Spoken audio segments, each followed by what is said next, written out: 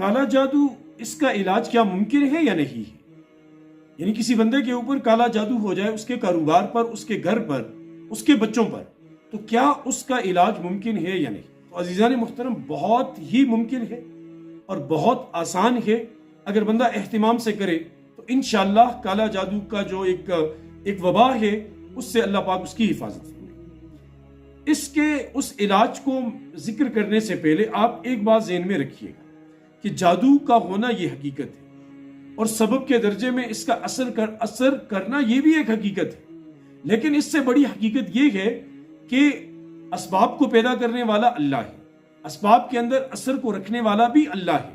اللہ کے حکم کے بغیر کوئی ذرہ ہل نہیں سکتا، کوئی چیز اثر نہیں کر سکتی، کوئی چیز کسی کو نفع نقصان نہیں دے سکتی۔ یہ بات ذہن میں ہونی چاہیے کہ جیسے سورہ بقرہ میں بھی وہ جہاں ہاروت ماروت اور جادو کا ذکر ہے آدھے پارے کے آگے، وہاں اللہ پاک فرماتے ہیں کہ یہ لوگ اس جادو کے ذریعے سے کسی کو کوئی نقصان نہیں دے سکتے الا باذن اللہ، مگر اللہ کے حکم سے۔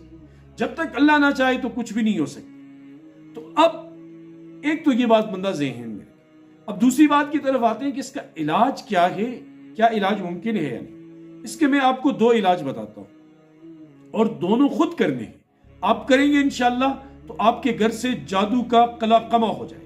لیکن اس سے پہلے آپ اپنے ذہن میں اپنے ایمان کو مستحکم رکھیں کہ کرنے دھرنے والی ذات اللہ کی۔ دوسرا، آپ پاکی کا اہتمام رکھیں، وضو کا اہتمام رکھیں، پاک صاف رہیں، گھر سے گندگی کو دور کریں۔ تیسرا، نمازوں کی پابندی کریں، ذکر اذکار کریں، تلاوت کریں، مسنون دعاؤں کا اہتمام کریں، خصوصاً بیت الخلاء میں آنا جانا اور گھر سے باہر آنے جانے کی ان دعاؤں کا اہتمام کریں۔ ان دعاؤں کے اہتمام کے ساتھ دو کام کریں۔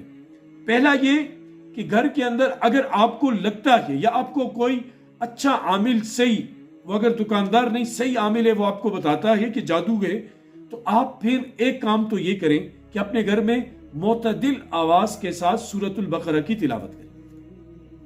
یہ 2 پاروں سے زیادہ بنتی ہے، اس کی تلاوت کا اہتمام کریں۔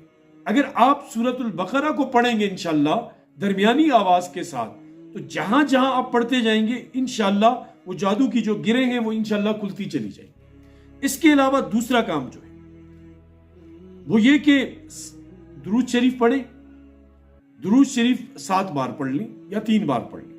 اس کے بعد سورہ فاتحہ، آیت الکرسی، سورہ علم نشرح، سورہ کافرون، سورہ اخلاص، سورہ فلق اور سورۃ الناس، ان کو 7 بار پڑھیں۔ پھر آخر میں 7 بار یا 3 بار درود شریف پڑھیں اور اس کو دم کر دیں اپنے اوپر، اپنے گھر کے اوپر، اپنے کاروبار پر، اس کو دم کریں۔ انشاءاللہ تبارک و تعالی آپ کو اللہ تبارک و تعالی اس گند سے آپ کو نجات عطا فرمائیں گے اور آپ ایک پرسکون زندگی اور امن اور عافیت والی زندگی گزاریں گے۔ اللہ ہمیں سمجھ کی توفیق دے۔